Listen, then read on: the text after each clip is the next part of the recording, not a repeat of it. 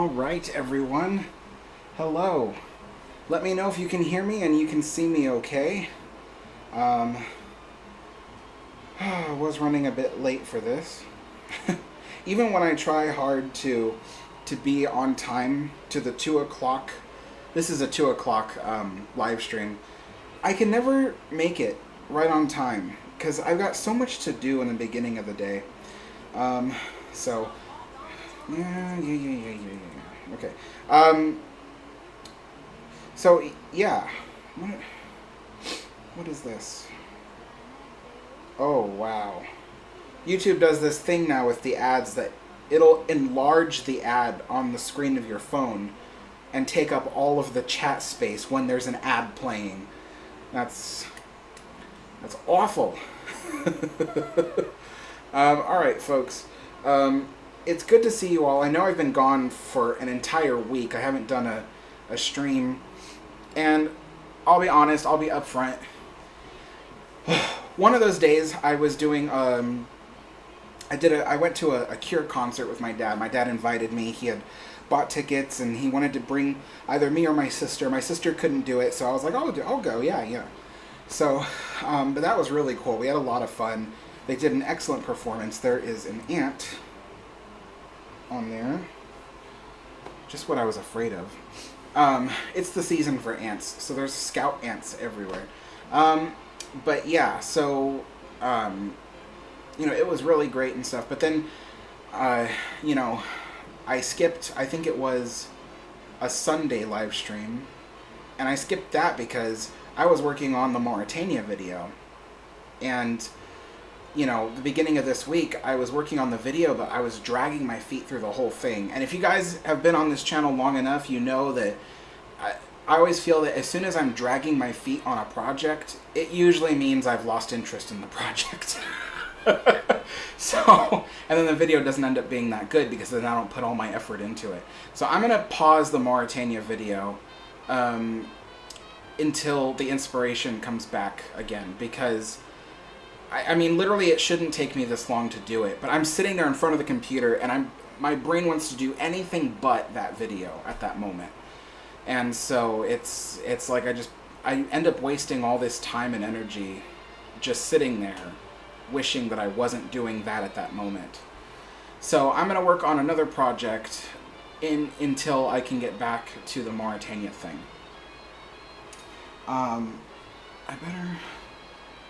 I gotta refresh the chat because it's not. Yes, I know the live chat is on. Come on. Jeez. Okay.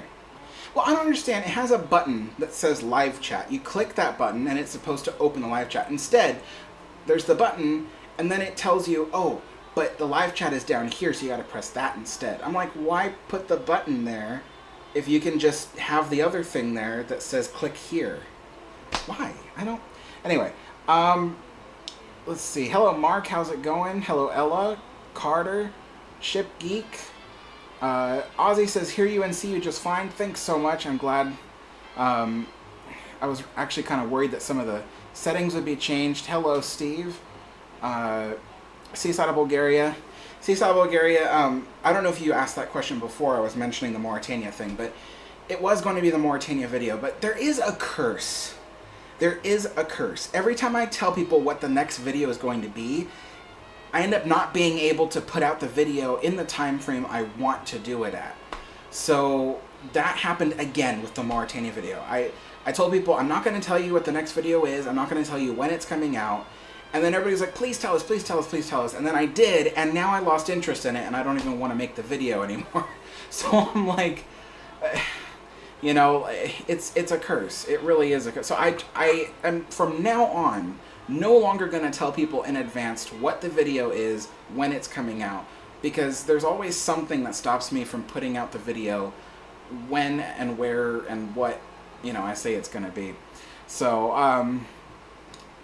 let's see here. Ozzy says, congratulations, hitting almost 47,000 new subscribers. Well done. I know. Thank you so much. It's really incredible, because when I was at that Cure concert the other day, let me get the tea started. I didn't bring the plastic cup that I need for emptying out the water. I don't have anything else in here. I gotta go get the cup. There's no other option. Okay, I'm gonna have to pause real quick and go get the because I have these filled with water and I need to empty them out in order to put boiling water in there. When I get back, remind me I was gonna talk about the subscribers and the Cure concert. So remind me that when I'll be right back. I have to turn off the music real quick. So otherwise I'll get a copyright claim. So let's see here. Music off.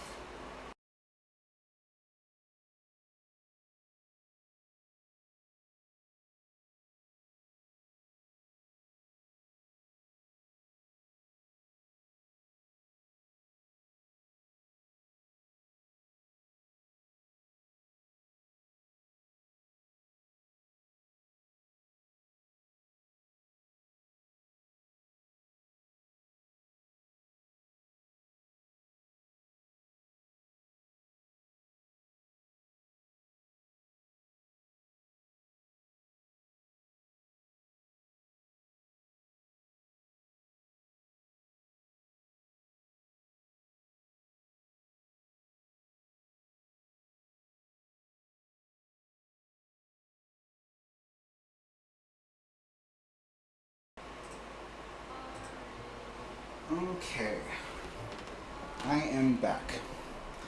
Didn't take so long. Okay, so let's go ahead and empty out half of this.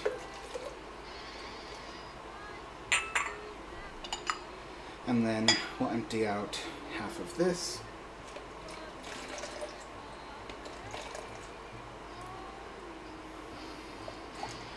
Alright, set this down. Let's answer some questions while I do this. Oh, right, the Cure concert and the live stream. So the interesting thing about the Cure concert, I did that. It was at the Moda Center here in Portland, and the Moda Center, for those that don't know, is a basketball court, and it holds 20,000. Audience members, and when you go there, it is big. I mean, technically there are only two tiers, a low tier and then the upper tier, but they're segmented into like areas. Like so, the point is, it's big. It fits a lot of people. So 20,000, maybe not as much as some stadiums around the world, but a lot of people. And I was looking at my dad and I was like, this place holds 20,000 people. And he goes, yeah. And I'm like, I have enough subscribers that I could fill this place more than twice with all my subscribers. That's a lot of people. You know, I may not be famous like, you know, PewDiePie or anything with all the, you know, millions or billions of subscribers, whatever he has. But I mean, 47,000 people, that is a lot. I mean, when you consider the fact that The Cure performed just one show in that 20,000 seat theater, which, not theater, but basketball court, which was completely filled. So yeah, insanity, just complete insanity. Alright, so, let's see here. Moonzer says Alex can do a video on the SS George Washington. We'll see. I only do videos on stuff that the interest strikes me at that moment. Let's see. Hello, Jeffrey. How's it going? Hello, Steve. Historic Productions said, hi, Alex. What would happen if Queen Mary had 4 triple expansion reciprocating engines, and how fast would she go if she had those engines? Depends on the size of the engines, depends on how many cylinders they have, because a triple expansion engine doesn't necessarily just have 3 cylinders. There were some triple expansion engines that I think had 6 cylinders. They were small engines, not anywhere near the size of like a massive ocean liner engines, but you know, there were things like that. So, but I mean, it depends on the horsepower, the output, everything. But I'll put it this way, There was no way the Queen Mary would be able to compete against SS Normandy for the Blue Riband if she had reciprocating engines. There's just no way. No way at all. So for Cunard, it was not necessarily about, what engines look the coolest. It was more about what engines will win them the Blue Riband. Okay, let me go ahead and empty these out so I can start brewing some tea.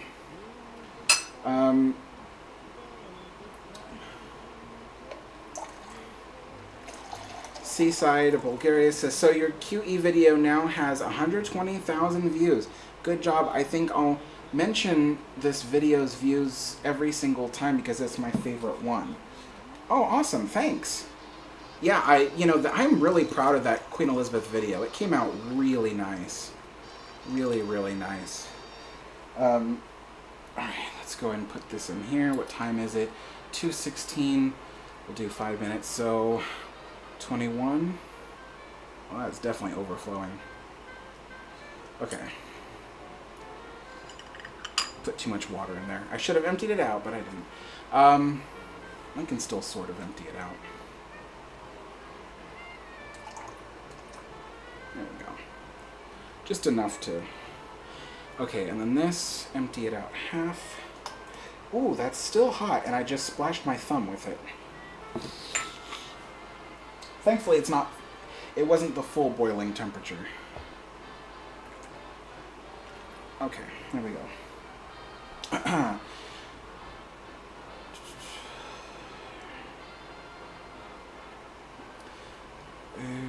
Sister ships Queen Mary, 1936. Carter Asher says, Alex's Queen Mary 2 and Queen Elizabeth are sister ships, and Queen Mary 1936 and Queen Elizabeth 1938 sister ships? No. So there are a few, what do you call them? Standards for what you consider to be sister ships. One, they have to be from the same exact design. So it has to be like literally the same blueprints of the hull shape at least, and a lot of similarities. There has to be similarities in the layout and design of the interiors. There has to be what do you call it? Part of like a class of ship, and then lastly, this is the least important one, but generally speaking, sister ships are often made at the exact same shipyard, but not every sister ship is built at the same shipyard. So Lusitania and Mauretania, for instance, are technically sister ships, but they were not built at the same shipyard. Lusitania was built in Clydebank at John Brown Shipyards, and Mauretania was built at Swan and Hunter in Wallsend upon Tyne. And so, but they were the same, essentially the same design, a lot of similarities, came from the same blueprints. There are some differences in size and shape, but other than that, they were enough to be considered sisters. Queen Mary and Queen Elizabeth do not necessarily fit that bill. They are very close to being sister ships. They were built at the same shipyard. They were built originally from the same blueprints, although Queen Elizabeth was heavily altered on the interiors, and then the superstructure was heavily altered. But there weren't that many alterations done to the hull shape of the ship. But nevertheless, it was enough that the ship could not be considered a sister ship to Queen Mary. So my friend Steve here, he came up with a term that I thought was most fitting, and he calls them companion liners, because they're not necessarily too far apart from each other to be considered running mates only, but they're not close enough to be sisters, so he calls them companion liners.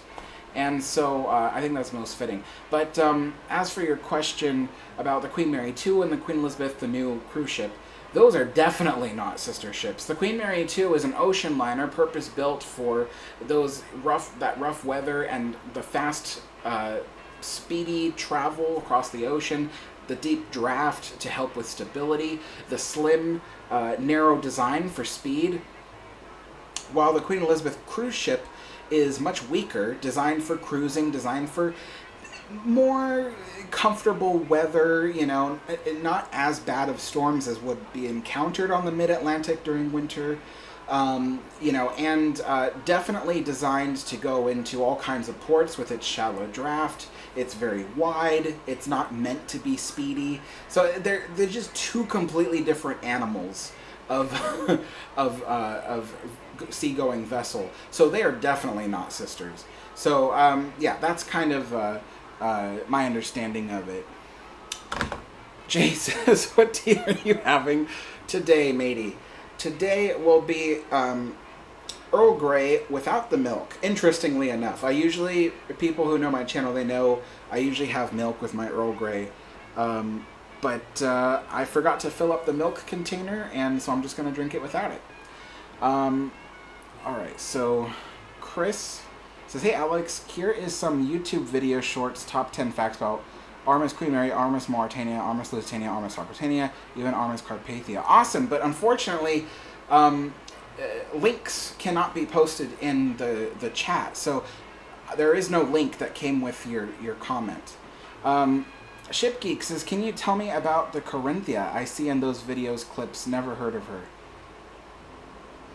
The Corinthia. Well, I know the Corinthia was a ship, but I don't know anything much about the Corinthia, unfortunately. I'm just not that knowledgeable about ocean liners just yet.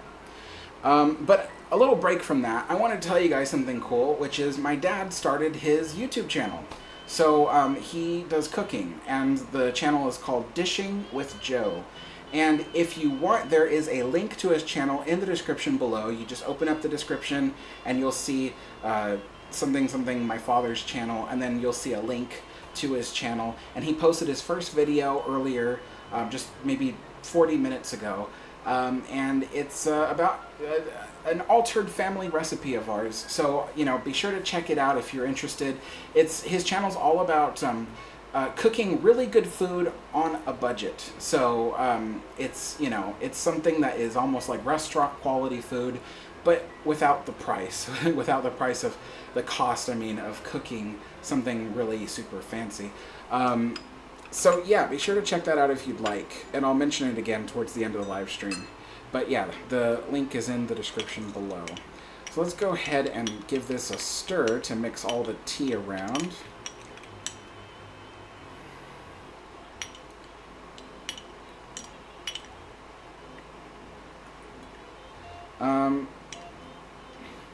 So Matt says, "What model of ship is near you?" So the one to my left is Titanic, and I built that model in 2012 because back then it was the 100th anniversary of the sinking of the Titanic, and so I thought, you know, the Titanic is a really cool looking ship. I'd like to have a model of it, and my mother got me the model for Christmas, and I ended up it was, well, Christmas of 2011. And then through 2012, I ended up putting it together. Took several weeks. I don't remember how many, but it took several weeks, and I got it done. But now it's been 11 years since then. It's very beat up and needs to be rebuilt, and I'm considering doing that soon. I don't know when, but soon. And it may not be on this channel. Maybe it will, because it does have to do with ships, and ships are my channel. But yeah, so I'll get to more of the details about why I'm considering a different channel. I'll get to that in a little bit. There is quite a lot of news, I guess, to kind of get everybody caught up on. Let's go ahead and do... Ship Geek says, "Which would you rather sail on, Mauritania or Carpathia? Not by age difference or modernness." I mean, Mauritania is the larger, more beautiful, faster ship. So, I mean, you know, Mauritania is much higher up on my favorites list, so I would always choose Mauritania. I go by my list of favorites. Whenever people ask me, what would you rather choose, this or that, or, you know, and I usually choose the ship that's my favorite first, because it's, you know, it's my favorite for a reason. So, I actually have a video on my channel talking about my favorite ships. And it's called my top 10 favorite ocean liners.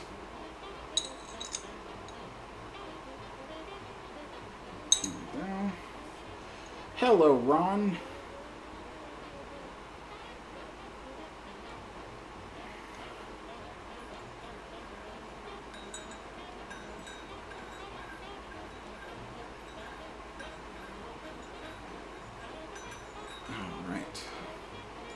you. Moonzer says, Alex, when will the next time you visit the Queen Mary be? I wish I knew, honestly. Because I just don't have the money to go. I just don't, you know. I did the calculations. At the very least, it would cost me $16,000 to go to the Queen Mary and visit it for a few days the way I want to. I don't have $16,000 just lying around, so I can't, unfortunately. But I am saving up to go on my UK trip to take the Queen Mary 2 and take that from New York to the UK, travel around the UK, film stuff for the channel, learn more history, you know, go to some really cool historic places with ships and trains and things like that. And then go to Paris and see that and film there, and then come back aboard the Queen Mary 2. You know, all the Queen Mary 2 trip will definitely be filmed as well, so that way I can provide videos about the Queen Mary 2 and ocean liners in general, and stuff like that. And I'm thinking that when I do that trip, which, by the way, if you'd like to help me get to that trip a lot sooner, and you just want to donate to the channel, then there's a link in the description below for my GoFundMe for the Queen Mary 2 trip. But again, that's only for people who want to donate.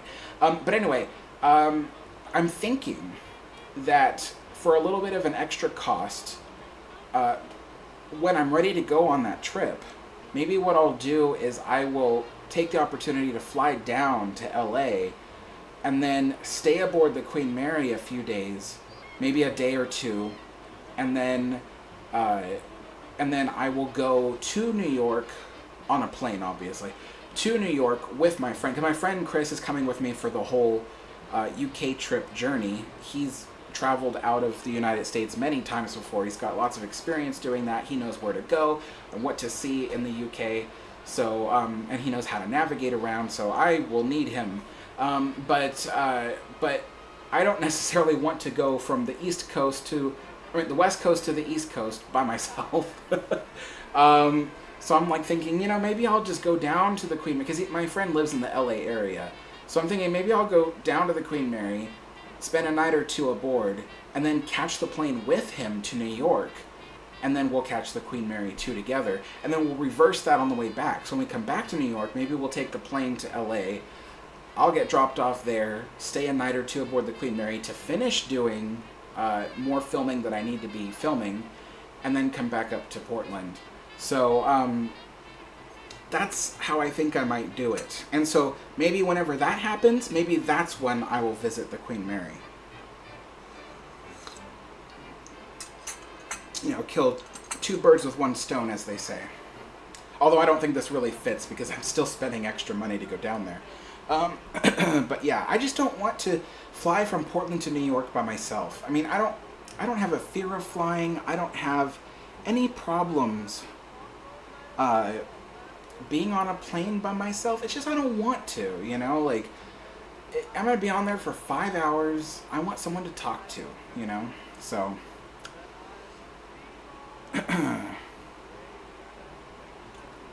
let's see.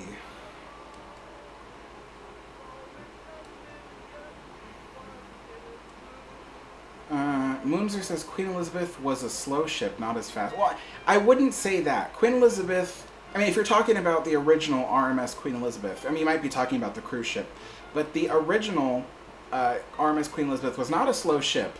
You know, she had a top speed of 32.5 knots, which is incredibly fast. I think that's almost 40 some odd miles per hour on the ocean. I think someone said it was like 44 miles per hour or something like that, but I don't remember. Which is pretty fast for something 1,000 feet long. I mean, that's huge, you know. But the other thing, too, is the Queen Mary was the one known to be speedy because she won the Blue Ribbon, but the Queen Mary could go 32.84. So really, she was only, you know, 0.34 knots faster than Queen Elizabeth. So Queen Elizabeth was still a pretty fast ship. Let's see.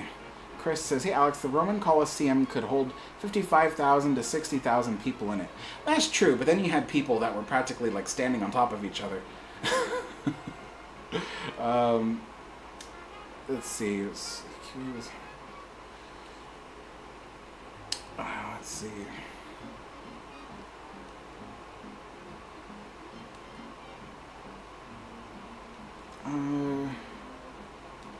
Not sure what.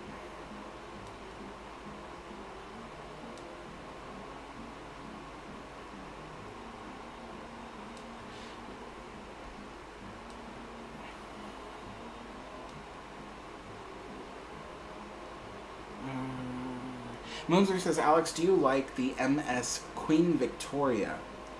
I'm really not into cruise ships, so I would have to unfortunately say no, but I mean, if I was, forced to make a decision between what ship I'm going to get on, some random cruise ship or the MS Queen Victoria, I'll choose the Queen Victoria because at least it's fancy and it has kind of the stuff I might enjoy. But I'm really not into cruise ships, so not really.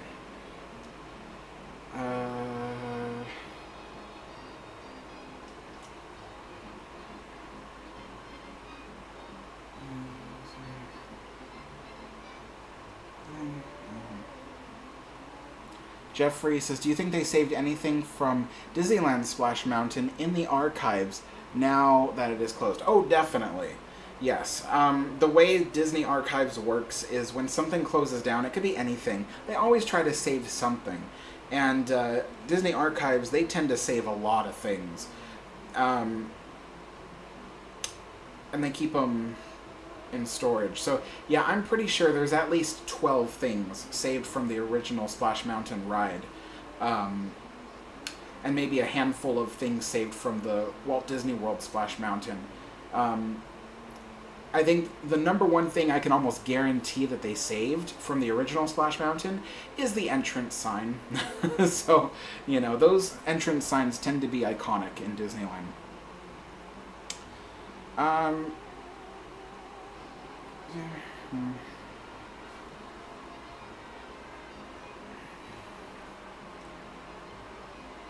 Moonzer says, Alex, I have a trivia. Where did Queen Mary set off from on her last voyage? I mean, if you're considering the beginning of the last voyage where she set off from was Southampton. But if you're talking about the very last port she made before getting to Long Beach, then I believe it was Panama City. I think that's the right place, right? It was in Panama, that's for sure. It was definitely in Panama. But yeah, and then she went from Panama to Long Beach. Yeah. Do I have that right? Pretty sure I have that right. No.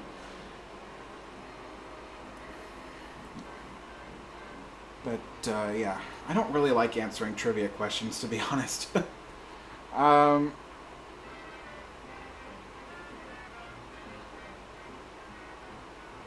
Thank you, Moonzer, for subscribing to my dad's channel.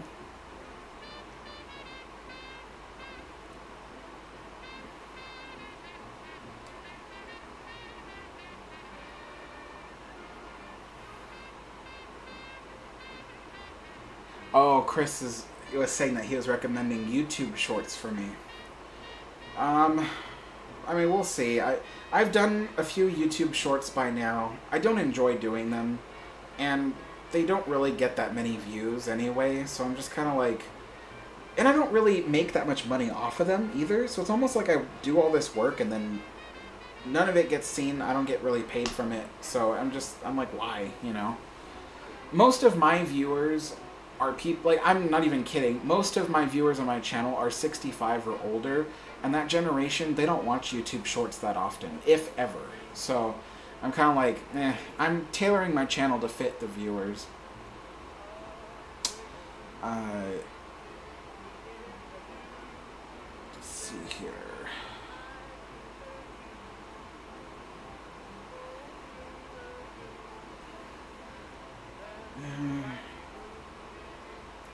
ShipGeek's a second channel, or quit this channel and start a new one. No, I'm not going to be quitting this channel at all. Definitely not.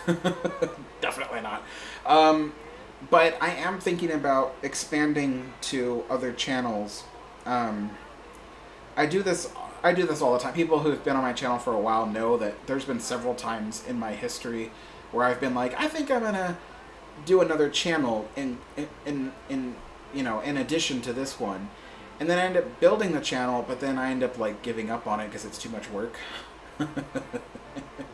But I think I do need to do something, because it's always smart when you have a YouTube channel to try to have more than one in case something goes wrong with one of them. You know, if you have too many copyright claims, YouTube can randomly just pull you off YouTube.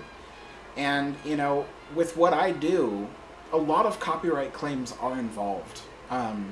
Because, frankly, I mean, I own almost none of the stuff I show on my channel. So people always own it, you know, and even if you credit them, there's still some people who are like, no, I want money.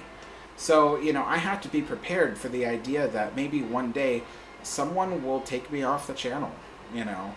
And it's just, unfortunately, a possibility. So it would be wise of me to have more than one channel that I operate in case that ever happens. So I always have something to fall back on. And so I already have other channels, believe it or not. I just am not on them because I focus all my time and energy on this channel. But I have a channel where I used to work on my model railroad on that channel, and it was all about trains, that channel. I had another channel that was based off of my artwork.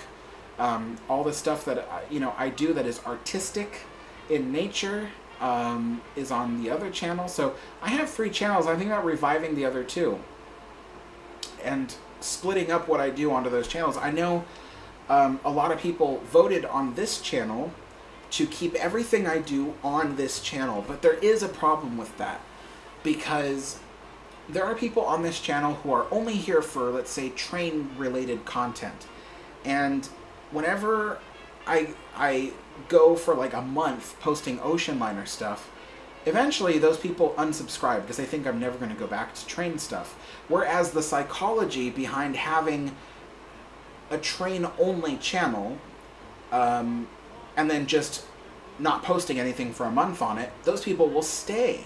I mean, it's weird. It's just psychology. They will stay on that channel waiting for that video. But if they're on this channel waiting that same amount of time, they'll unsubscribe because they'll think that, oh, I'm posting a bunch of other stuff, I'm never going to get back to trains. So I don't want to lose those people because I'm still planning on posting train stuff, you know. In fact, this week I've got to get the train layout set up by the end of this week, because my friend Steve, not Steve Oblonzi who's in the chat, but my friend Steve R, he's going to be visiting me at the end of the week, and I want to show him the progress I've made since the last time he saw the train layout, you know, and I think he's made some little art pieces for me that I want to keep and put around the house, you know. So I have to get the train layout set up, and I'm like, this will be a perfect opportunity to revive my old train channel. So if I do end up doing that, I will definitely be posting everywhere where to find that content. But I will probably be separating some of my train content, such as the model railroad and everything, onto my train channel, and then stuff where I draw, paint, or whatever will probably be on my Alex Adner channel, which is just like for art and creativeness. When I eventually refurbish this model here, that'll be on this channel because it's an ocean liner, and this channel, let's face it, is mostly about ocean liners. So when I do a video about this, that'll be on this channel. So that's kind of what I'm thinking about doing. Let's see.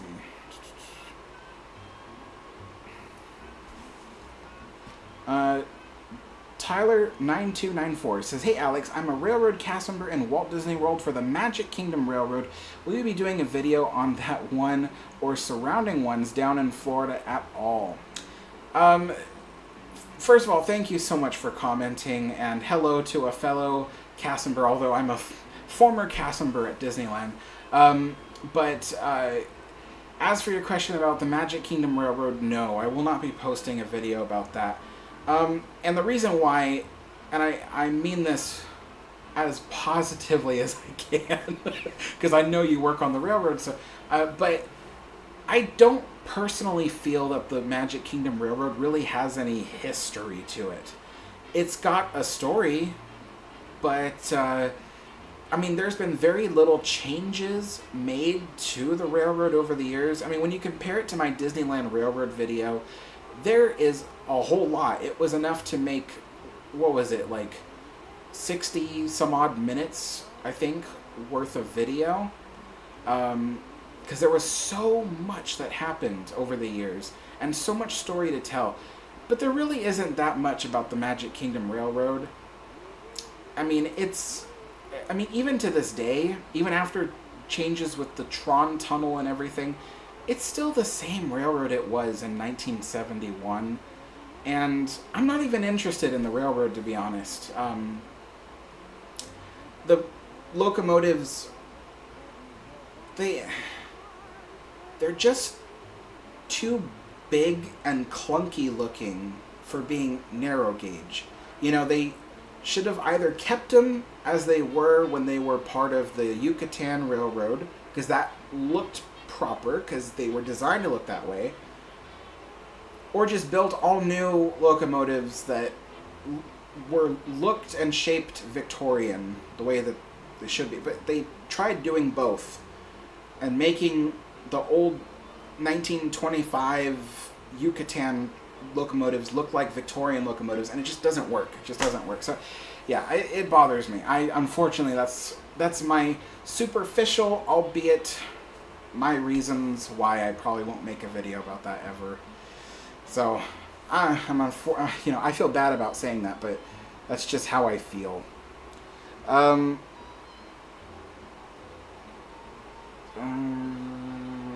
Shibert says, "Hi Alex, do you know if the war rooms for the Darkest Hour are still aboard the Queen Mary?"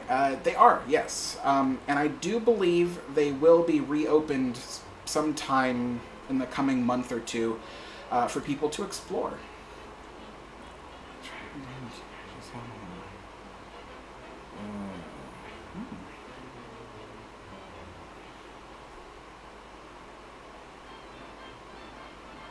Jeffrey, no, not 16,000 to visit the Queen Mary. It's 1,600. So I said $1,600 to visit the Queen Mary.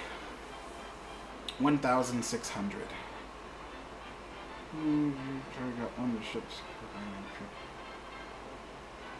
Chris says, "Hey Alex, since you have a YouTube channel, you should try to get one of the ship's crew during your trip to the UK to get a behind the scenes of ship operations on the Queen Mary 2 for YouTube videos." I don't know that they would let me. That's kind of like an international no-no. You know? It's like, I don't know. It would be kind of cool to see the behind the scenes of the ship, but I don't know that they would let me. I don't even know how I would do that. Like, what? Do I just go to the purser and I'm just like, "Hey, I'm famous. Can you let me film?" That'd be funny. They'd be like, "That's a no."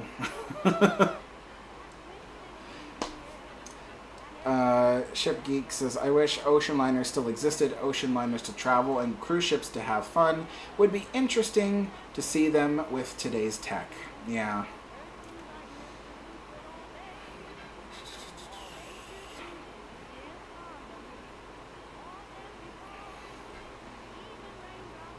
Mike says, "Also just subscribed to your dad's channel, 10 minutes ago." Thanks so much anyway, Mike. I hope you enjoy the videos he makes. I helped film them. Which is not as easy as it might sound.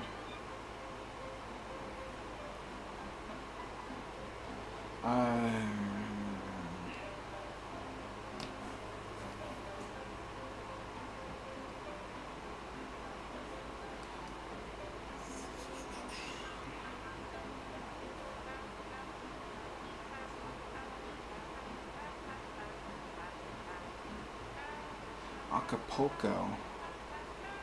I could have sworn Queen Mary stopped. Yeah.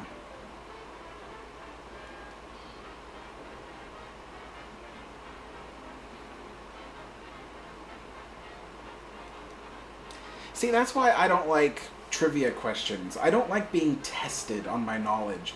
Because the thing is I have all the knowledge on the computer. I have notes and everything written down. So if someone emails me a question and is like, hey Alex, I want to know about this, this, and that, then I either have it in my notes and can give them the accurate information, or I can contact my friend Steve or my friend Shiloh or, you know, other friends of mine that know a lot about the Queen Mary and get an accurate answer for that person. But I don't like trivia questions because I have no notes in front of me and I'm expected to remember everything off the top of my head, and I have schizophrenia, so it's not easy. I can't answer everything completely accurate off the top of my head anymore. I used to do that with Disneyland stuff back before I had schizophrenia. I could answer almost anything off the top of my head because I remembered it. And a lot of that memory is still in there. So I still have stuff I can answer right off the top of my head, but with newer stuff like ocean liners, I don't remember stuff like that. Did I say 16,000? Okay. I didn't mean to. I meant to say 1,600.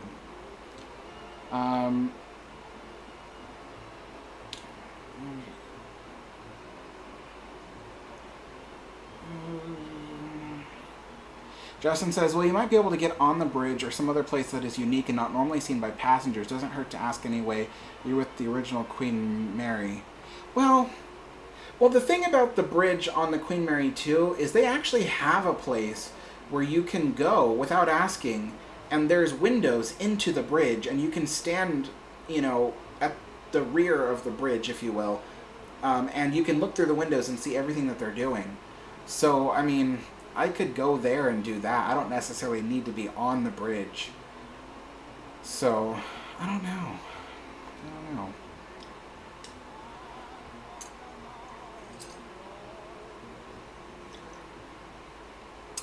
Carter Asher says, can you visit the Belfast, Olympic, and Titanic slipways? Absolutely. It's on my itinerary.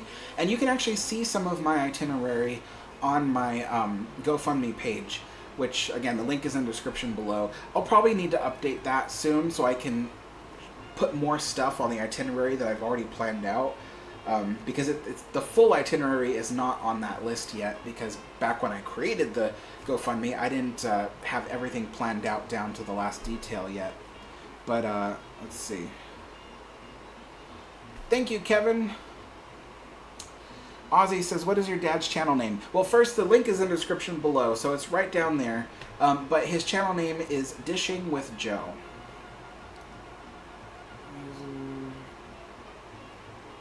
Seaside Bulgaria says, the footage you have is amazing. Where did you get it from? You know about this? It's all on YouTube.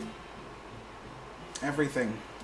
And it's not one video. It's multiple videos that I edited together.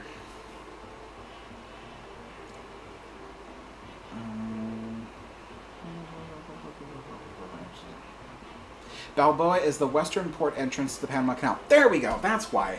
Because I remember the map in my head. I don't remember all the city names of the places that the Queen Mary visited on her last great cruise, but I remember the map. I can picture the little dotted line of everywhere the ship went. And in my head, I remember seeing the ship stopping in Panama. And I'm like, I could have sworn it went to Panama. So yeah, Balboa. Okay, that makes sense.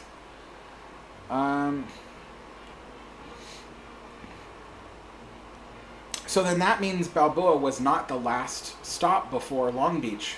Acapulco was. Wow. That is... Then I guess in that case, I don't remember the map that accurately. Oh, God. See, I can be wrong sometimes, people.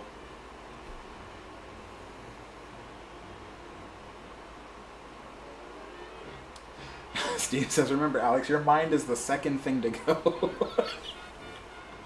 Oh, dear God, don't say that. Kevin says, yeah, I always wanted to visit Belfast, the slipway of Titanic, if I have the money. Oh, I know. Money is one of the most difficult things, because whenever I earn more money, and I think, oh, now I can use that money to save up and, you know, travel. Like, I haven't been on a vacation or anything in, like, 11 years. 11 years. I'm like dying to just go somewhere, you know, for at least a week and just, you know, relax. Or even if I'm there filming something, if I have to go to, I don't know, who knows, maybe back to Queen Mary for a week or whatever, even just to film the ship, that's enough for me. I just want to, like, just be somewhere else. So, you know, I'd love to do some filming in New Orleans because I want to do more New Orleans videos and talk about the history of New Orleans. But I need more footage. I can't keep using other people's footage because they may say, okay for now, but then later on they'll just come back and they go, oh, look at that guy. He's got some good money flowing from that video. And then they'll just come back and be like, hey, I want a piece of that, and I will challenge you for it, you know. So that's why it's important that I use as much of my own footage and photos as possible. So I need to travel to be able to do more videos. And the trouble is like, you know, I never have enough money to go anywhere, do anything. So I would like to, though, and I'm trying to save up for that UK trip. If I'm gonna, you know, I told myself a long time ago, if I'm gonna save up for this UK trip, I can't spend money on anything else. I can't go anywhere, can't do anything. UK trip, 100%. So I've been saving up my own money for that, and, you know, I'm totally gonna be just pummeled with taxes. I have to pay my taxes, and that's gonna take a big chunk out of the money I saved, because I didn't expect to have to pay this much in taxes. So yeah, Ship Geek says, I guess tea time is at an end. No, not necessarily. I'm still drinking tea.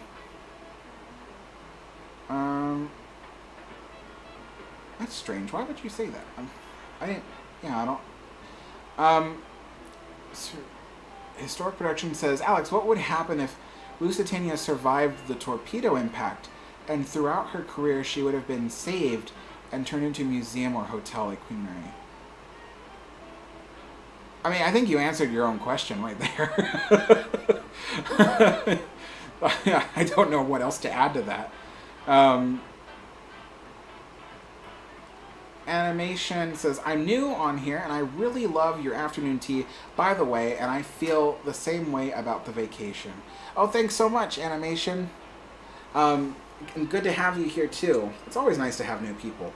But yeah, money is, I wish it wasn't so hard to make money. You know what I mean? Like, I totally understand working hard, earning the wage. I just wish that people didn't have to work so hard. You know, like, I had this friend who used to work at my cafe back when I owned the cafe, and I hired her because she went to culinary school with me. I trusted her. I thought she was a better cook than I was. I knew everything on paper. I could tell you all the scientific reactions that happen when you sear a fish on a pan. But the thing was, you know, and I could make you a perfectly cooked fish, but hers would taste better, you know. She was more creative than me, so I hired her. But even though she was working with me full time, she had a second job too, just to help support her and her son. I felt so bad. I told her, I was like, you know, I would pay you more money if I could. I really would. But at that time, I wasn't even accepting a wage for myself because the profit margins were so tight. So, I mean, yeah, I wish people didn't have to work so hard. I mean, she didn't even get to spend that much time with her son. I felt so bad, you know. And the thing was that she worked a really hard job that if there was money to pay her more, she definitely deserved more. She deserved a living wage. But in the food industry, you definitely can't pay people a living wage. It's just you don't earn that much money. The business doesn't earn that much money to pay people a living wage. So, yeah, it's just sad.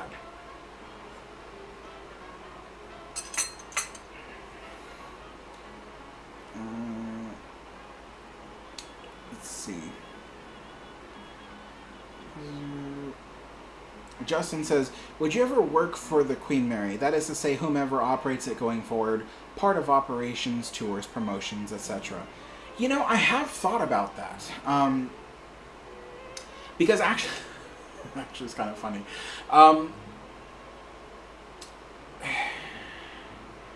So, before, or maybe around the same time, I made my very first Queen Mary video about the history of the ship, not the vlog. The vlog was the first video, but technically that was like the day I became interested in the ship. But a year later, when I was getting ready to post my first video about the Queen Mary's history, which I believe that video was called Save the Queen Mary, or Let's Save the Queen Mary. And it's not on my channel anymore, so don't even look for it. But around that time, I was thinking, you know, maybe there's a way I could move back down to Southern California, and when the ship reopens, I could apply for a job on the ship. In fact, actually, that's not even the first time I thought about applying for a job. I want to say 2013, when I left Disney for the last time, I was like, you know what? I'm going to go see if I can work on the Queen Mary. And I had applied for several different jobs on board and never heard a word back. Which, by the way, if anybody here owns a business, if anybody here owns a business and you're listening right now, please tell people that you don't want to hire them, and just try to tell them why. You know, when I went to college, they told us, oh yes, you know, the etiquette, which, by the way, there is etiquette for when you hire people.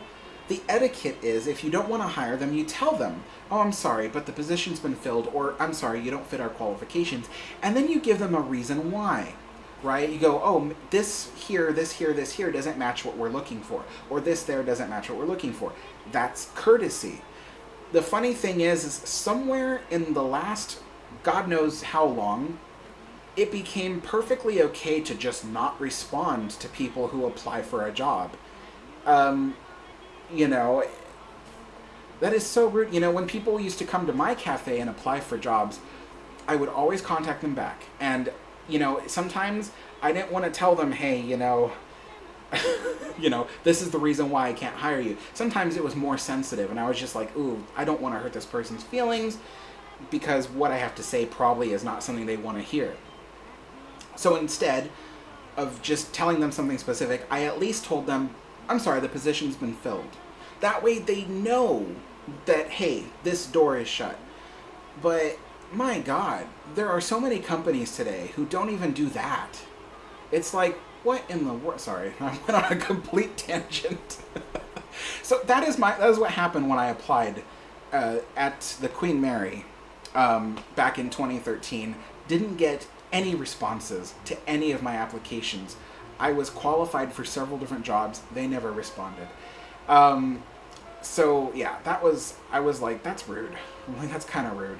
But anyway, but then in 2021, I was kind of like, you know, maybe I'll see if I can become a tour guide, because I've learned so much about the ship so far that I could probably give a whole tour about it. I used to be a tour guide for Disneyland.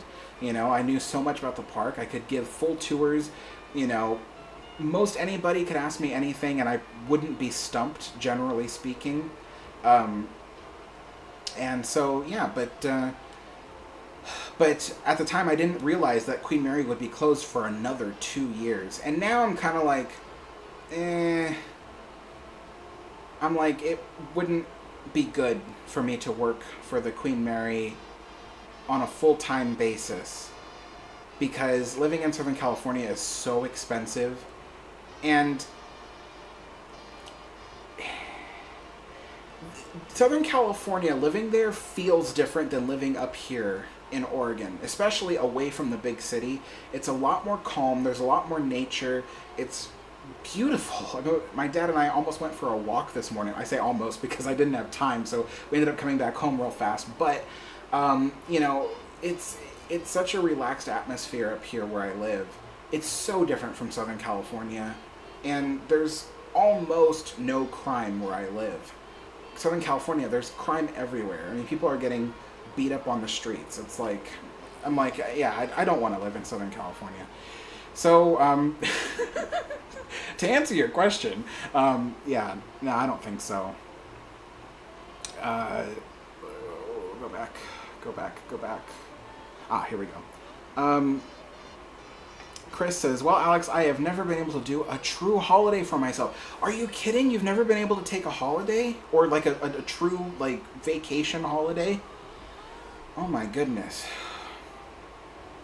Man, yeah, I mean, people need time to recharge. I'm not even kidding. Like, people need time to just recharge.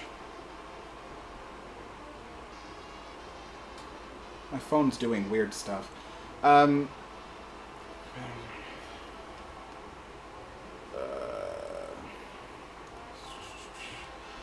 Oh, Ship Geek is... Oh, it's 11:54 p.m. Oh, geez, wow. Seaside says, just subscribed to your dad's channel. Also took a look at his first video. Seems nice. I'll watch it at the end of the live stream. Awesome, thanks. Chris says, my quote is to work smarter, not harder. Oh, yeah, absolutely.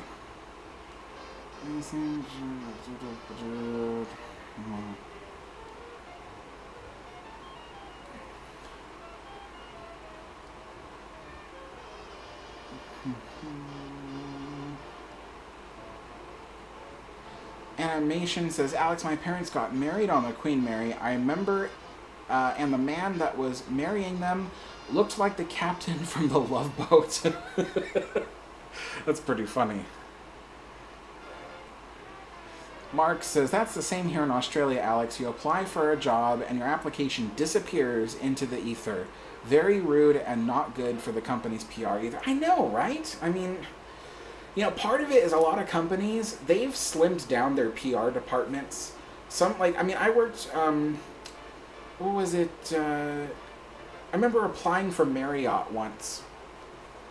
And they took me out back so the HR person could interview me. And I looked, and it was one person in one office. I'm like, wait, are you the only person in HR? And she was like, yeah, and then I have someone who substitutes for me on my day off, but they're not from HR, they're from, like, front desk. And I'm like, this is a massive hotel with more than 1,000 rooms, and there's only one person working in HR? And she was like, yeah. So, I mean, sometimes I can't blame them, you know, but, you know, it's just like, oh, jeez. You know, this whole world, what is going on? It's like, you know, people work in these companies and they're not valued anymore. You know, just like I was the example of the HR person.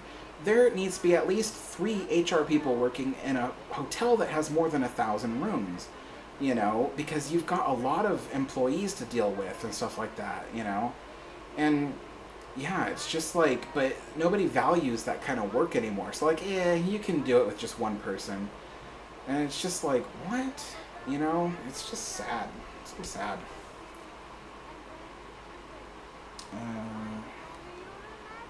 Hey, Brian, how's it going?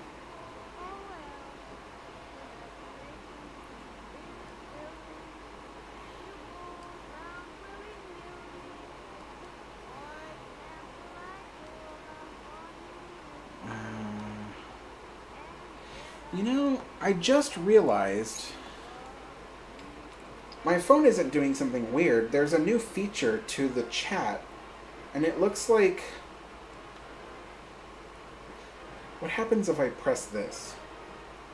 Oh, that's just emojis. Okay.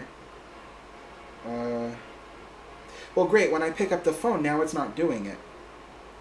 There was something at the side of the screen that was blinking, and I don't see it anymore.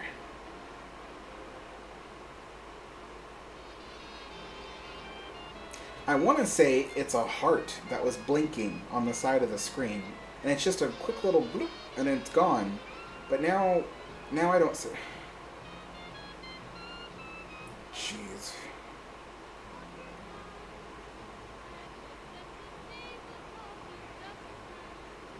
Wait, you guys are getting ads right now?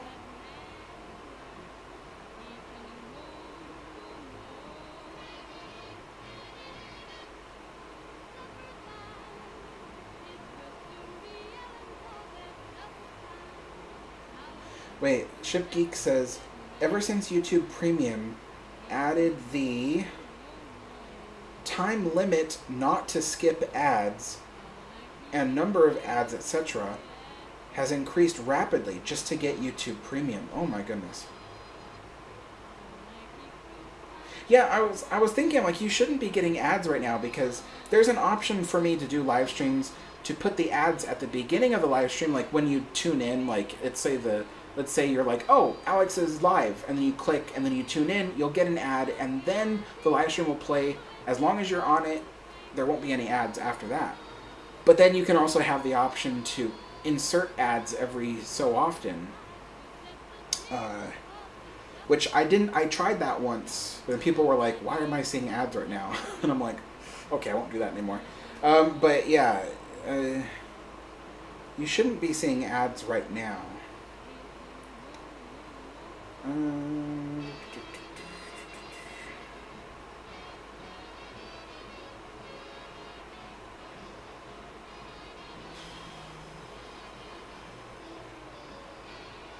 Justin says, that is to say, I've never been overseas for a week or so, or a cruise, or elsewhere in the country for a week and a half or something like that. I'm a local busybody. Yeah. Oh, Ship Geek is saying, we aren't getting ads, just saying. Oh, okay. Yeah. You know, the other thing, too, is yeah, you're right. There is something up with YouTube ads, because it used to be, and this was not even like a year ago, but it used to be like a year ago or so, if you're a YouTuber and you posted your video and you clicked to monetize it, which means putting ads on it, YouTube could put them automatically, and it would choose certain areas of the video where the sound, the audio in the video, whether it's talking or music, wherever it died down, it might select that as a permanent place to put an ad. So it would, if a video was 15 minutes long, it might place 2 or 3 ad segments in the video. And that made it easy to figure out, you know, like, okay, well, people are getting approximately this many ads. Well, they changed it now. So one person might get 2 ad breaks in a 15-minute video, but then another person might get 3 ad breaks. And let's say the person with the 2 ad breaks might get, let's say, 1 skippable video ad, right? So where it says you can skip it, they might get like 1 per break, right? So in total, they might only see 2 ads in the entire 15-minute video. But randomly, the person with the 3 ads, they could get 2 skippable video ads per break. So they end up seeing 6 ads in the video. And I have no control over how many ads they see. So, like I said, one person would only get so many ads, and the next person could very well get twice as many ads as the last person. And I have no control over that. So I have been getting a lot of people frustrated on my channel who've commented and go, didn't watch the whole video, too many ads. And I'm just like, sorry, I can't control that. I mean, I could make it so I don't earn money off the video, but that won't mean that there won't be ads on the video. Because I could turn off monetization on the video, but all that means is there would still be ads. I just won't make money off of the ads. So YouTube is just sneaky like that. They'll put ads regardless. So I'm like, well, if there's gonna be ads on my videos anyway, I might as well make money off of it. So yeah, I don't control ads anymore, unfortunately. It hasn't been like that for almost a year. It kind of sucks though. I understand what you guys are going through. Nemiz says, all you need is YouTube Premium. That's true.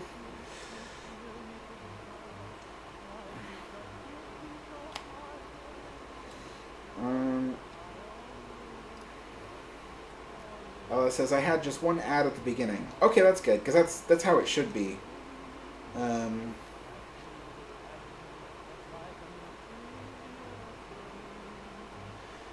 Ozzy says, there is a heart next to the chat button. Yeah, I'm starting to see now that what happens every few minutes is the heart, a little heart will pop out of that heart and flutter up. And that's what I'm seeing on the corner of the screen, is a little heart that flutters up. So,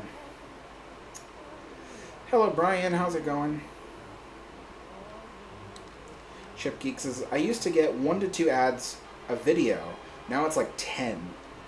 Watch them annoy us next by adding 3 ads and unskippable. I kid you not, you guys. It probably will be like that. They'll probably do like 3 ads per skippable ad segment. I'll earn more money from it, but but I still feel for you guys, because whenever I watch someone else's channel, I have to deal with the ads too, because I'm not paying for YouTube Premium. I could, but I don't know. I have a friend that has YouTube Premium and they love it, but I don't know. I just maybe it's a matter of personal principle. I don't know. I hate having to sign up for everything. You know what I mean? Like I know people who have like 15 different streaming services, and I'm like, dude, it should not be like that. There should be like a handful of major streaming services, and then all the other streaming services should use them. But instead, every company's creating their own streaming service. So it's just like,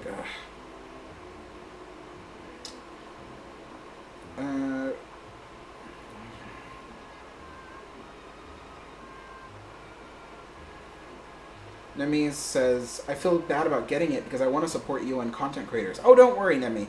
I earn money from people who have YouTube Premium. In fact, I earn more money from people who are watching with YouTube Premium than I earn from people who are just getting ads. So if you're, putting YouTube Premium aside just to help me out, don't worry, you can get it.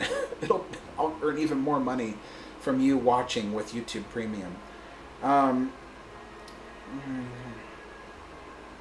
J-Rod says, hey Alex, do you like fan art? I can appreciate people's hard work in fan art, but I'm not really into fan art.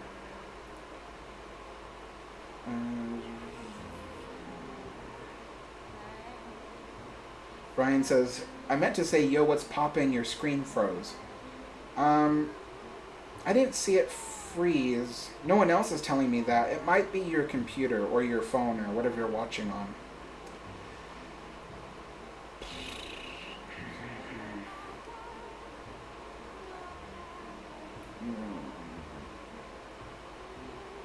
Jay Robinson says, YouTube needs a rival. They're getting greedy and cocky. I can't say anything because I rely on YouTube. So if there was a rival, then I definitely wouldn't be here right now. I wouldn't be able to get as many views on YouTube. So I do rely on YouTube being a monopoly, unfortunately.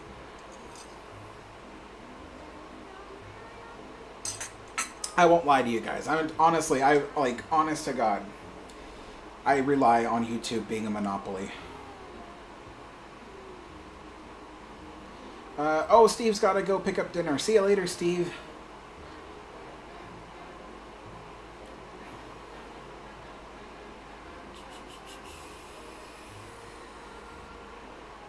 So, I was... Before the stream started, I was going to put up my picture of the Queen Mary. And it was going to go right here above the Titanic. But I couldn't find the stuff to hang it. So I was like, darn it. But anyway, I need to find a way to finish unpacking. I still have boxes everywhere that I haven't unpacked yet because I have nowhere to put any of this stuff. You'd think that with a bigger apartment I'd have more space to put things up, but for some reason I feel like I have even less space now. It's really weird. You know what it is? In my last apartment, I had a cabinet, right, that went up all the way to the ceiling, and you opened it, and it was nothing but shelves. And I used to, decorate those shelves. I had all this stuff there. So when my friends came over or family came over, I could show them all the stuff I've collected over the years. Little things. Even one of my friends gave me, he's Indonesian, so he gave me a family heirloom, which was a hand-carved fork. It's a decorative fork, but a hand-carved fork. And let me first preface this by saying it's at least a century old, but it was carved from ivory. So it's not new. It is a century old. But he gave that to me as kind of like a little gift because he knows I like that kind of stuff. I love seeing the old artifacts and things like that. So, and it was a family heirloom, and he was like, oh, the family that had it, or his family that had it, they're like, we don't need it anymore, you know, it's not something we keep. So that was really cool. So it's things like that that I've collected over the years. But I no longer have a cabinet full of shelves to display stuff. So that's why I have everything in boxes. So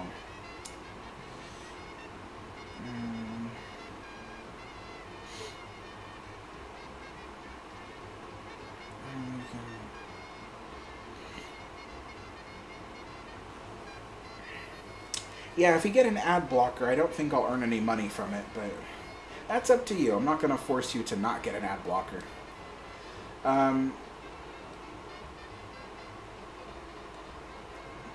Brian says, I'm thinking you're saying Tibetan from Tibet? Is that how you spell Tibetan? Tibetan? Tibetan? How do you pronounce that? Is it Tibetan? It doesn't say Tibetan? From Tibet, right? Am I correct on that? You're half from Tibet, right? Carter Asher says, what warship movies do you like? That's easy. None. I am not interested in warships or war movies. I'm just not interested in that stuff. So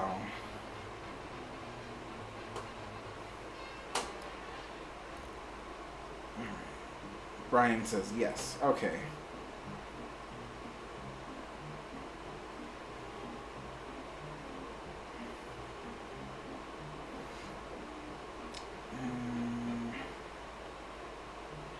Alright, well, the questions are slowing down. Seaside of Bulgaria says, which is your favorite YouTube channel? Well, unfortunately, I don't say which is, because on YouTube is like a close-knit community. I'm in close contact with a lot of other YouTubers who do the same stuff I do. You know, ships and trains and stuff. So it would not be very good manners of me to tell people my favorite. So I don't do that.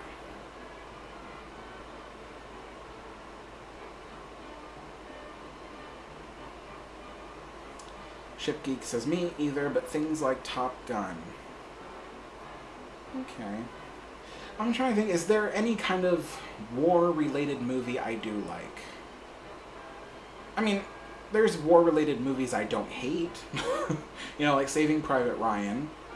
I don't hate that movie, but I don't watch it. I've seen it twice in my life. It's good in that sense, but I don't voluntarily watch it. Any others?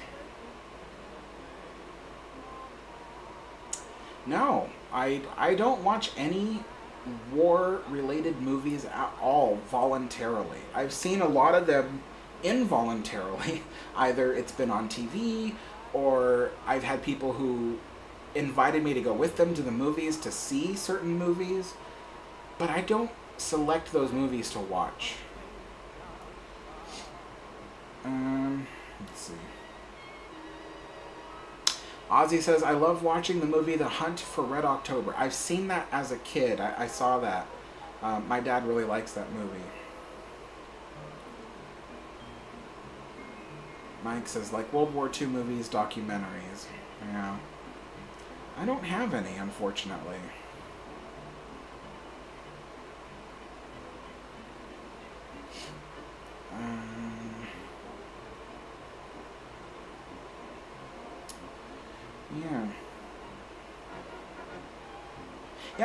Yeah, I can't think of any war-related movies that I like.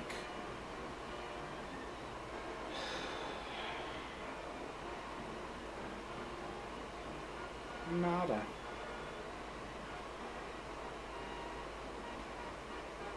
But yeah, just because I don't like them doesn't mean I hate them. I'm just indifferent you know, to the other movies and stuff, but yeah.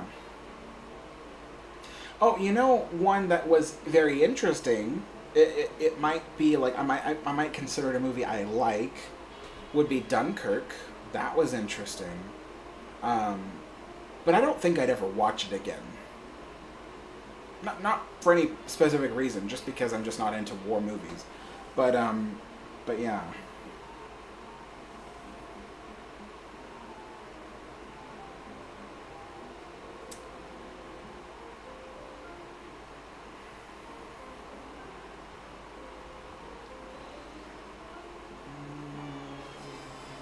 Top impressive line says, Alex, have you ever heard that the SS Keewatin is being moved from Port McNoll, Ontario to Kingston, Ontario, which is only about an hour and a half from where I live. Yes, I have heard that. I've been following the Keewatin story because, believe it or not, so my friend Chris, I was going to send him out to Canada to film the Keewatin for me. My poor Chris, when I think about it, of all the places, I'm always like, okay, I need you to travel there to film for me. But yeah, I told him, I was like, hey, Keewatin, it's in Canada. At the time, it was still at its spot, but it was closed for the pandemic. And I said, look, if you can get the owner to let you on so you can film the ship for me so I can make a video about it, I told him, like, I would love that because I really want to make a video about it.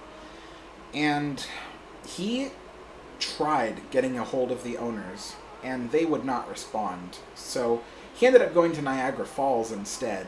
But yeah, he would have gone to that place in Canada to film the ship for me.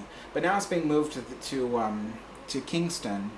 So we'll see. Maybe if it reopens in Kingston, maybe I'll force Chris to go over there to film it for me.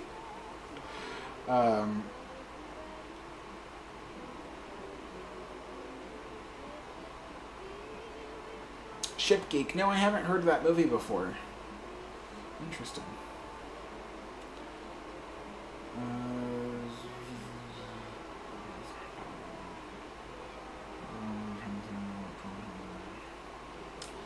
Cunard.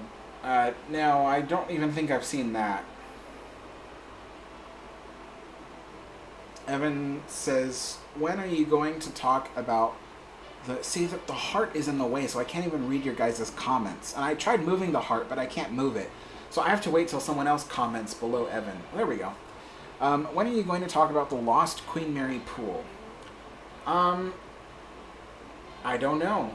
But even if I knew, I can't tell you, because like I was telling people at the beginning of the live stream, I have a curse. Whenever I tell people what the next video is, or when a certain video is going to come out, there ends up being something that prevents me from doing it. So it's a very bad curse. And so I am no longer going to reveal when or if certain videos will be made, because then it just won't get made at all. So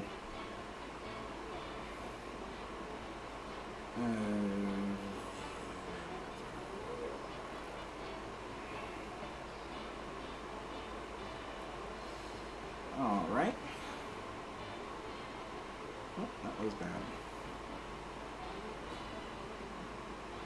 Both it and Midway are very historical. Yeah.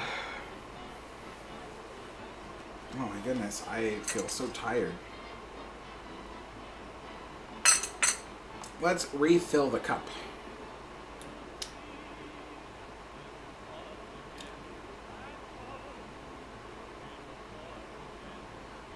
Life feels so nice with a cup of tea.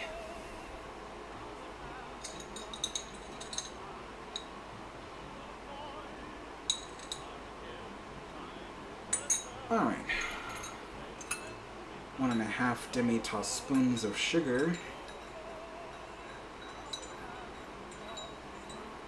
Normally I put just a little bit of oat milk in my Earl Grey, but I forgot to fill up the oat milk things, or the oat milk.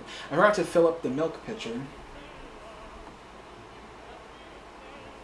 This is the milk pitcher I use, and I forgot to put milk in it, so I'm having the tea without milk.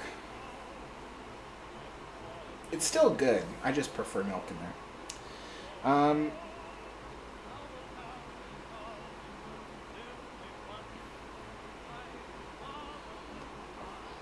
Top Impressive Line says, Alex, how would you feel about a Victorian ocean voyage from Liverpool to Melbourne, Australia, aboard the SS Great Britain, first true ocean liner in the 1850s?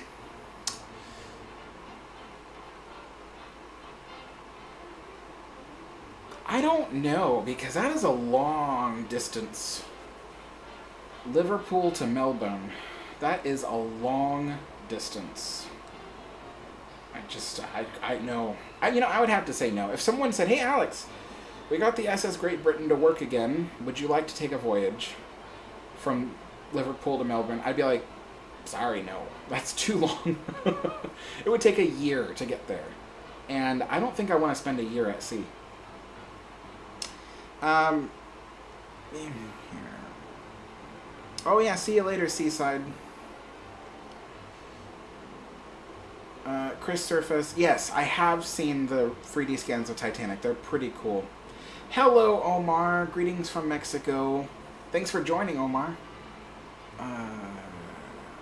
Conrad says, your dad has a Cajun dish recipe.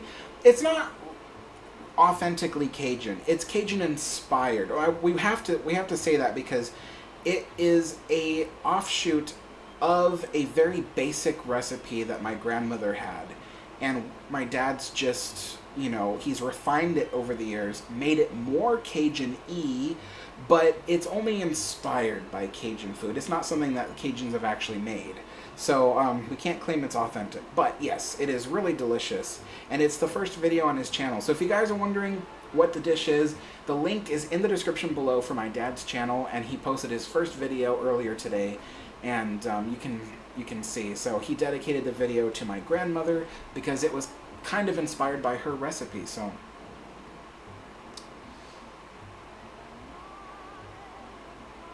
Chris says, hey, Alex, you had a good British accent there. Thank you. I work really hard on my accents, but I'm not fluent enough in the accents to speak more than a few words at a time. So, even when I said Melbourne, I used to say Melbourne, Australia, because that's what we say in the United States. If someone says, oh, I'm from Melbourne, we'd say, oh, Melbourne.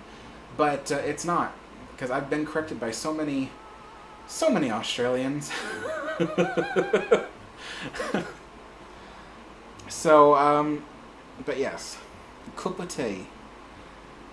Ship Geek says, can you ask your father for his next video to be a pie recipe? Oh, no. My dad does not do baking. He does not. If there are going to be any baking recipes on his channel, it will probably be hosted by me. My dad doesn't do desserts. I think it's both that he doesn't know too many recipes, and he just doesn't like baking and cooking or making desserts. So there probably won't be any. But if there are, it might be from me. So, but what is... Ooh, what is that? I felt something like touch my arm.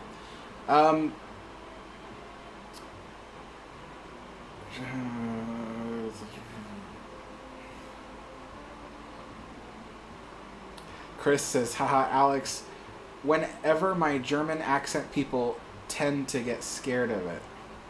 Wait, what? Whenever my German accent people... Oh, whenever you do your German accent, people tend to get scared of it. I can't do a German accent. I can do like a caricature of a German accent, but not a real German accent. Although I do try. I have a friend who is he's part Czech, but he loves Germany, and he also speaks. What does he call it? In the United States, we say people in Germany speak German, but they have a different name for it. It escapes my memory right now. But even that, like my friend, he also, when he says Germany, he doesn't say Germany, he says Deutschland. So, because that's what they call it, Deutschland. the fatherland. So I've gotten used to calling it Deutschland as well. Not Dutchland, in case people are wondering, it's Deutschland. So, and then he speaks using the German language as well. So, so sometimes when we talk to each other, you know, it's funny, yeah. You kind of go back and forth just a little bit. I can't speak too much of it because obviously he's the one teaching me, but yeah.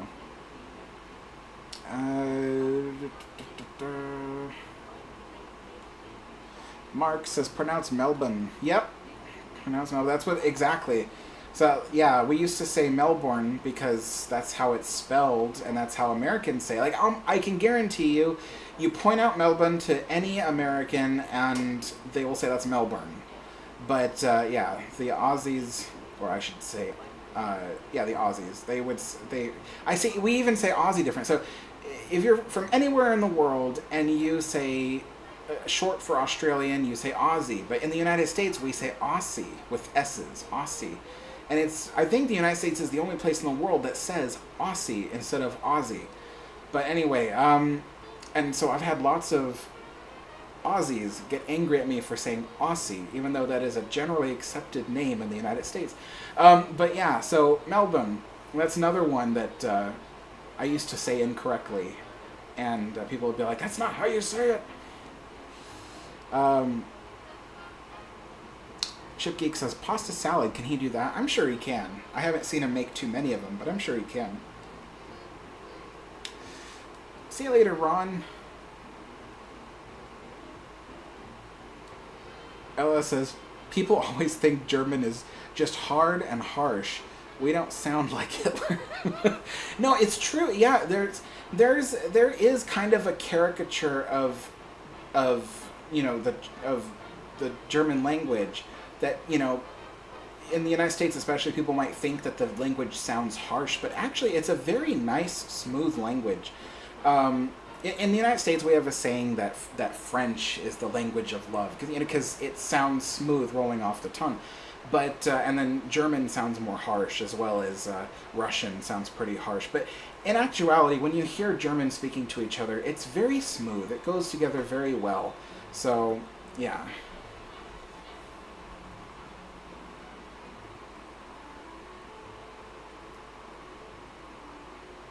Chilling says, good afternoon, Alex. Hope you're doing well. I am certainly doing well. It is pretty hot in here, though, I will admit. I have my door closed to prevent any sound from coming into the room, and as a result, the air conditioning can't flow into the room. So I am burning up in here. Normally, I wear a jacket for tea time, but it is so warm in this room, and it's getting warmer by the minute. So,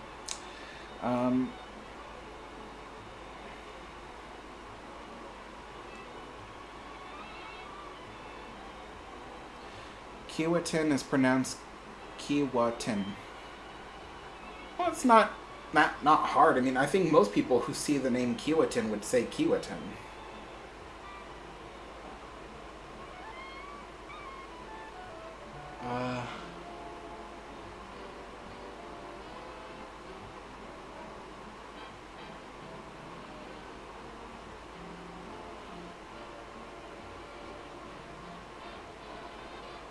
Oh, I see. ShipGeek says, what's the finished with engines command? Is it just stand by but different? No.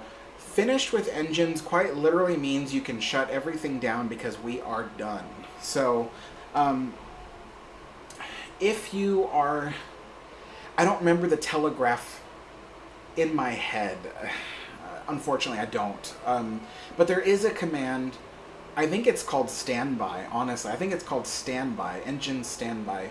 It basically means keep ahead of steam, you know, have the engines ready to turn, you know, but that is for, like, if the ship's propellers need to stop moving.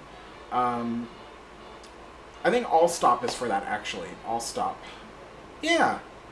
Yes, sorry, I don't know why, but I had difficulty remembering that. Yes, all stop is for stopping the engines. But finished with engines is where you're giving the command to let all the machinery cool down. Like, you are done. And that is a very, I don't know, for lack of better terminology, a very definitive command, because the old steamships, like let's say we're talking about Queen Mary, it took like a whole day to get the Queen Mary steamed up and ready to go from cold.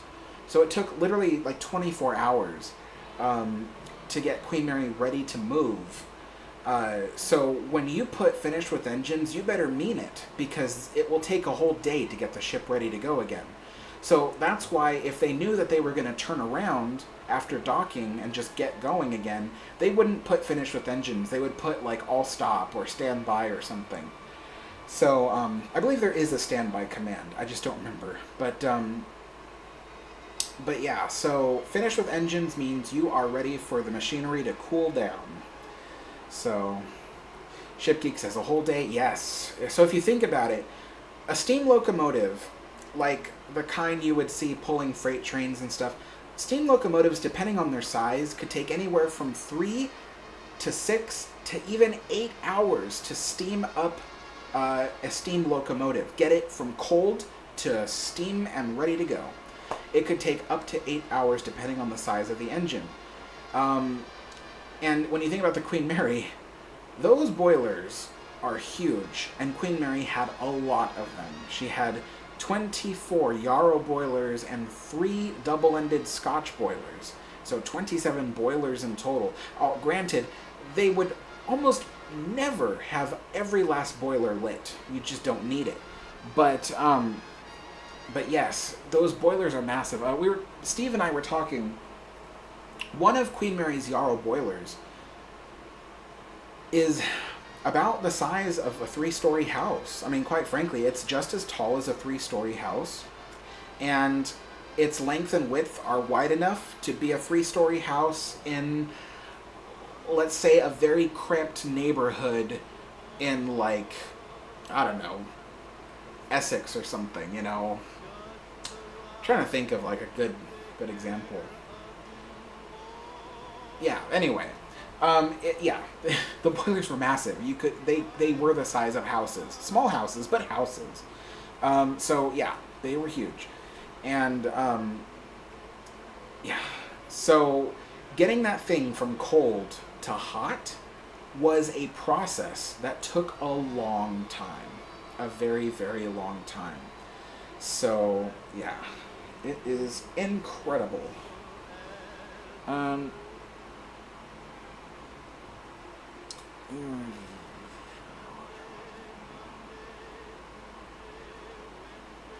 Ship Geek says, what do you think of my profile picture? And you know, to be totally honest, on my screen your profile picture is like the top of a nail head, you know, for hammering. It is so tiny I can't even tell what that is.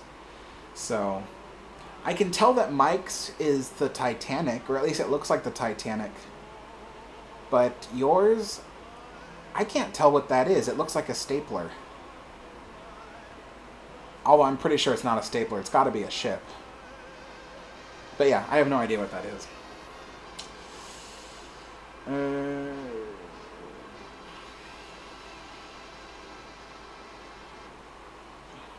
Chris says, hey Alex, my ship, RMS Britannic 2. See, the heart is covering the rest of your message, so I can't really see what you're about to say. There we go. Would have twin nuclear reactors. For a typical nuclear-powered ship, takes about 8 to 10 hours to get fully steamed up. Yeah, the nuclear power produces heat very quickly because the nuclear reaction, it's almost instantaneous heat. So it's actually much faster to get those old, or not even old, a lot of them are still brand new. Nuclear ships, get them steamed up fast. Very fast. 8 to 10 hours might sound like a lot for people, but 8 to 10 hours for steaming up a ship is fast. Yeah.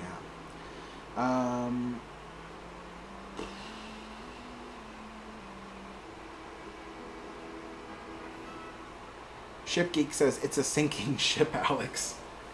Okay. I can't see. It's literally the size of a nail head. Like I can't see it. It's so tiny.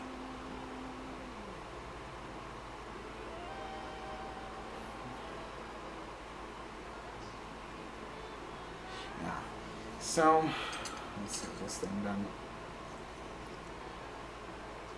Looks like the views on the live stream are dying, probably because people are done and they're tuning out. But, yeah. So, I will be working on another history video. See, I want to tell you, like, I'm like, oh, I'm going to do this, but if I tell you, then it won't happen. That's the curse. If I tell you, then it won't happen. So let's just say I will be working on another history video. It probably won't be ready till next week. But yeah, I have to try to get back on it and just push through and get a video done, you know? So, because it's been a long time since I posted a history video, like a very long time. I think a month. So I need to post something. And some of the ideas I've been working on are just taking so long. I'm either having trouble getting all the stuff together, or it's a project where I'm dragging my feet on it, and I'm like, I don't feel like doing this right now. So I have to like pause that and then do something I do feel like talking about. And I have an idea right now in my head where I'm like, ooh, I want to work on that right now. So I think that's one I'll do. Hopefully I'll have that ready on Wednesday for the channel members, the people paying for my subscription. They can see it on Wednesday. Hopefully, this is just my idea. And then Friday I'll have it posted publicly for everyone to see. And it'll be a nice long video. Yeah, it will be a long video for sure. But yeah.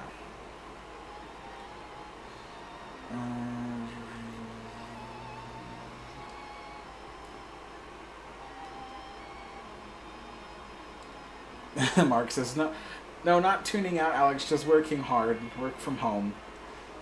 Aw, thanks so much, Mark, that's so nice. Ozzy says, hope you have cooler weather tomorrow. Oh, I will. Tomorrow, I think the high will be around 75 degrees Fahrenheit, maybe 73 Fahrenheit. So that'll be a nice cool day compared to yesterday and today. Yesterday it got to 92 Fahrenheit.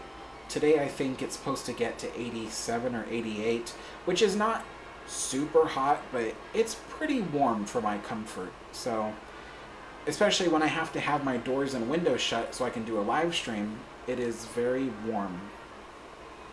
So, Mark says, my method of work where I am procrastinating is just to start a job and give myself 7 minutes to get started. You'll be surprised that 7 minutes turns into 30 and more very quickly as you gain enthusiasm. Yeah, that's true. I mean, that's why, like, when I work on a video, like, I have to be really into that subject at that moment, or else I will just drag my feet through the whole process, like I've been doing with this Mauritania video. Like, a couple weeks ago, I was like, yes, I want to show you guys this video I'm making about Mauritania, and then, like, I'm working on it, and Mauritania, to make a video about Mauritania is a lot harder than it seems, because there is a limited amount of images of the Mauritania. So I end up having to reuse images over and over again. And it can get tiring, it can get boring, and then I eventually lose interest, and I'm like, okay, I'll have to pause because I'll never get this thing done, because every time I sit down to work on it, I'm just sitting there going, oh, I would rather do anything else but this right now. So that's when I know I shouldn't keep working on it at that moment, because I'll make a very bad video if I do that. So Conrad says, Alex, is your Patreon no longer active? No, I had told everybody that was on my Patreon that I was closing down the Patreon because frankly I just didn't have time to dedicate to it, and there was a lot of complexities to running a Patreon in addition to a YouTube channel, and it just didn't work for me. So I was just like, I'm not gonna do it. So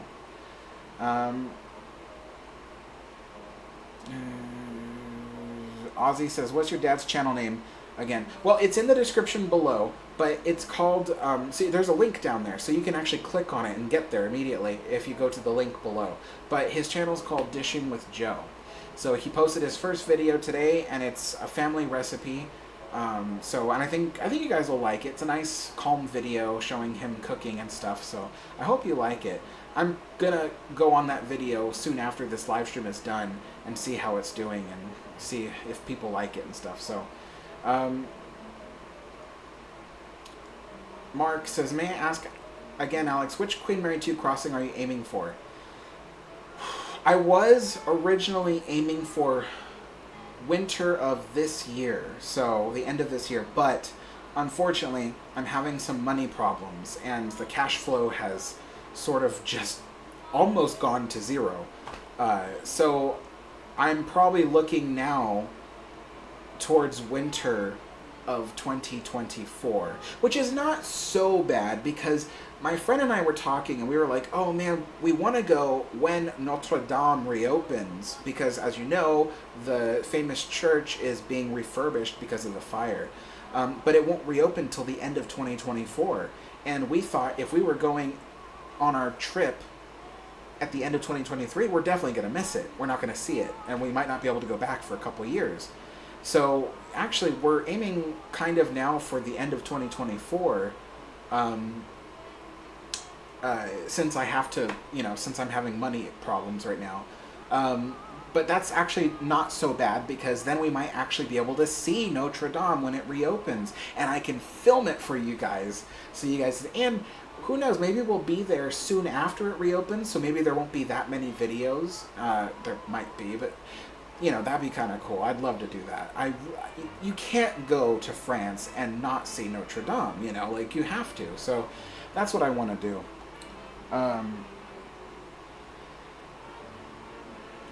Oh geez. Oh, I feel so bad for people that have to deal with wildfires. I had to deal with that in 2020 when I first moved up here. We had a really bad fire season, and we almost had to be evacuated from our apartment at the time because it was the fire was so close to us.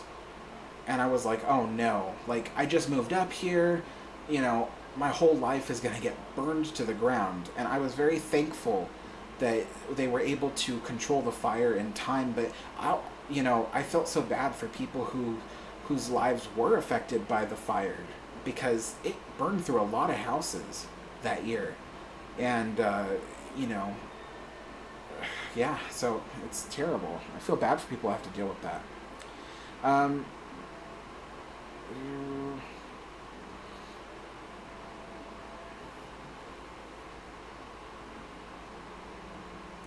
Mark says, winter 2024, I'm looking to semi-retiring in your winter 2024, our summer 2024. I'd like to do a trip similar to yours at that same time. Oh, nice. I would be like, oh, let's, plan to meet up or something, but I always get, so nervous about who I'm meeting, and who knows if I'll even be able to make it to that time. I might say, oh yeah, let's do 2024, and then all of a sudden something happens. I mean, knock on wood, hopefully nothing bad happens, but, but yeah. It would be kind of cool, though, if there were people who watch my channel who are sailing on the Queen Mary 2 at that time, and I can meet them on the ship and say hello to everybody. I'm almost certain there will be at least one person who has seen my channel who will be on that voyage. Because generally people who go on the Queen Mary 2 are ocean liner fans, and generally they've seen videos about ocean liners, and mine is one of the top channels of ocean liner content. So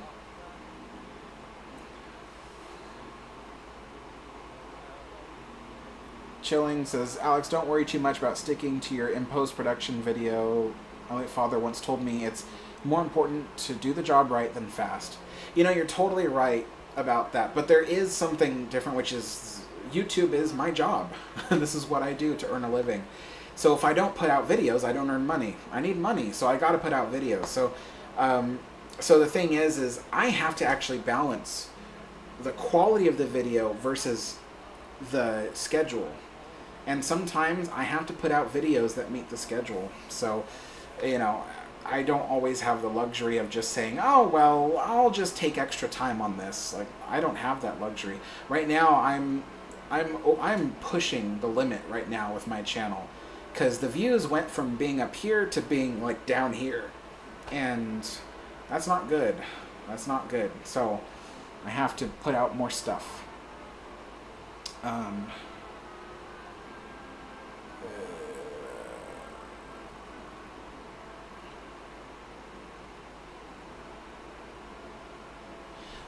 Justin, your question about the menu. I honestly don't know enough about what they served on the Queen Mary. I have one menu up here, but that is only like a fraction of the things they would have served on the ship, so I really don't know what I would have had. But technically, it was said that on the Queen Mary, the chef, if you were in first class at least, the chef could cook you anything your heart desired. So if I was aboard the Queen Mary and I didn't have to go by the menu, I just wanted something, I would ask the chef to cook me duck à l'orange, and yeah, I would have that. So, because I mean, technically, like I said, if you were in first class on the Queen Mary, the chef could cook you anything you wanted. They could do anything. So I would probably ask for duck à l'orange. But yeah, as for their menu, I don't know what was on their menu.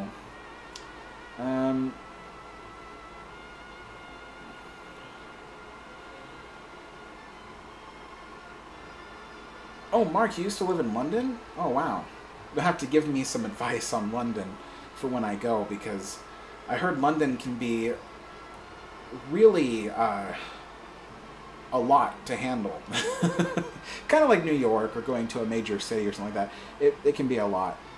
A whole lot to take in.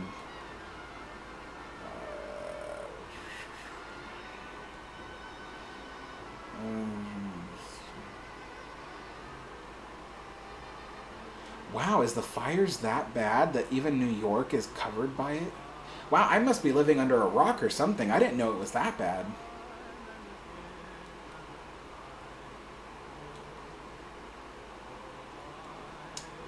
Justin says, what is your opinion, Alex, of the Poseidon Adventure, both the old and new versions? I don't remember whether or not I asked you this or if anybody else asked. So my opinion is, I've seen both.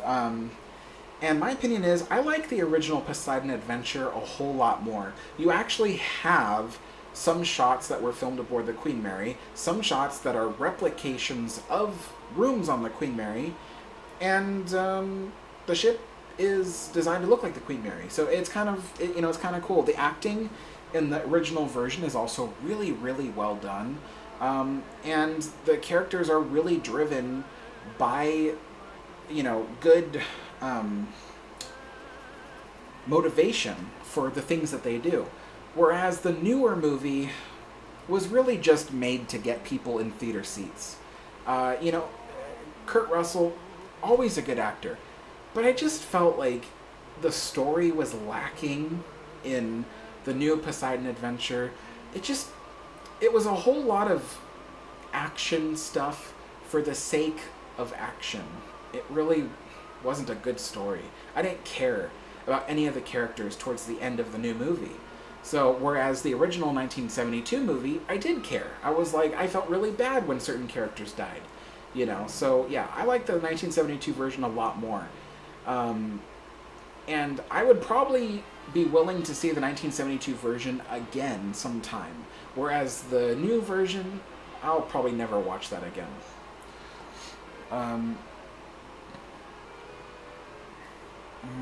Granny Gaming says, hello, different setup.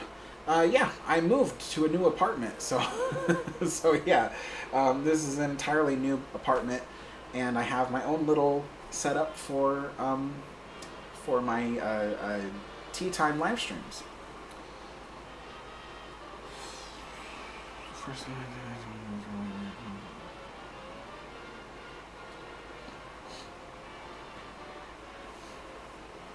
All right.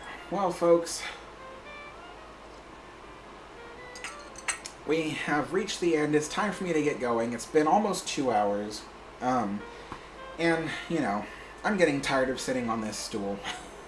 I probably have to help my dad with some more stuff for his channel. But yeah, be sure you guys, if you guys like watching cooking videos, even if it's just to have some background noise, while you cook or something or read, Be sure to check out my dad's new video. The link for his channel is in the description below. It's like on the top of the description.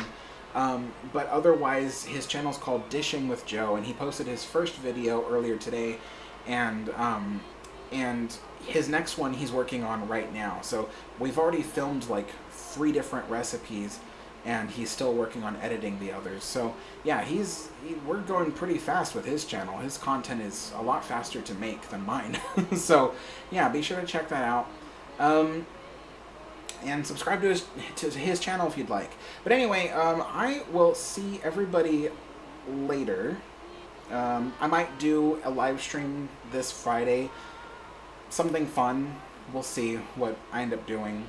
And then very soon I will be getting stuff ready for my train layout and getting that all set up, and then maybe doing like model railroad stuff on my old model railroad channel. And when that happens, I'll let you know what channel that is, so you can subscribe to that if you want. But for now, yeah, have a good one. It's great to see you all again after being away for more than a week. So I will see you all next time. Bye-bye.